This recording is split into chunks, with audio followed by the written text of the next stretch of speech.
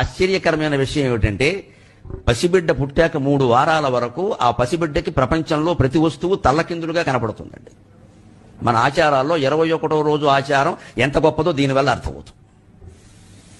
3 వారాల పాటు ప్రతి పసిబిడ్డకి ఆడ మగ భేదం లేకుండా ప్రపంచమంతా తల్లకిందులుగా కనపడుతుంది. వాళ్ళ అమ్మ కూడా తలకిందులుగానే కనపడుతుంది.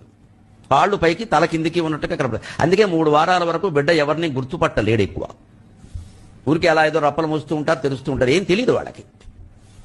పైగా అంతవరకు తల్లి ఒళ్ళోనే ఉంటాడు. 21 రోజులు గడిచిన తర్వాతనే ఆ బింబం తిరగబడుతుంది.